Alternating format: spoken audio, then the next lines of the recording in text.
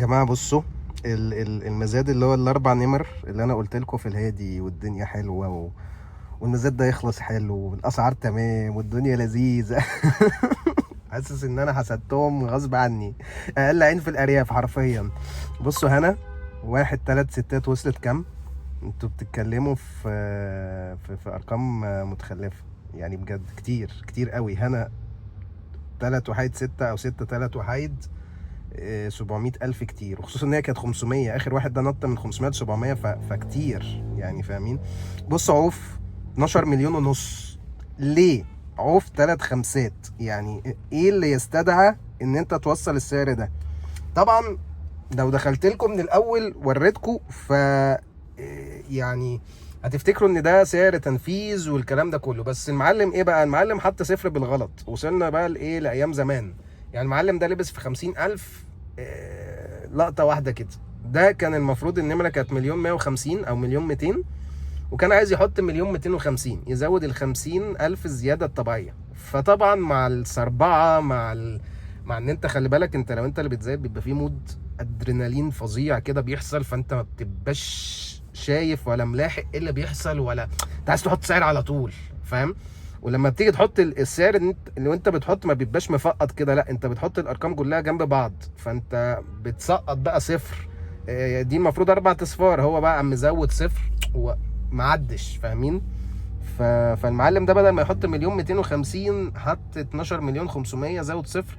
وفي نفس الوقت مليون 250 اصلا كتير قوي قوي قوي قوي عليها. يعني اهو في تلات خمسات.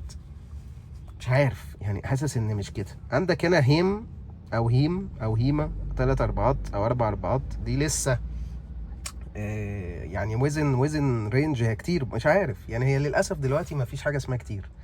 يعني دلوقتي احنا دخلنا في حقبه اللي معاه بيشيل. يعني حته بقى كتير وقليل لا، يعني البقاء للاقوى، حرفيا بقاء للاقوى.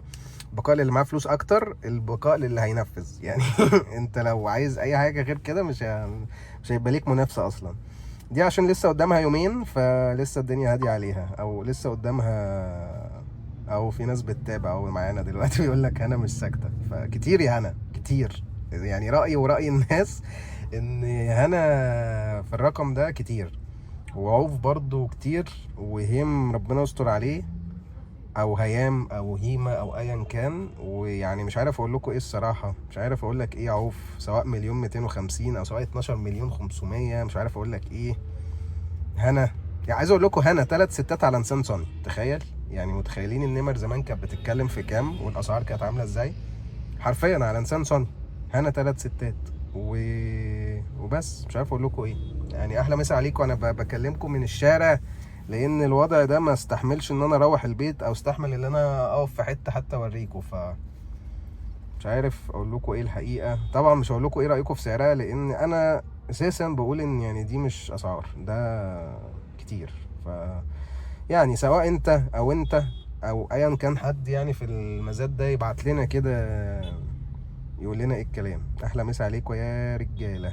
سلام.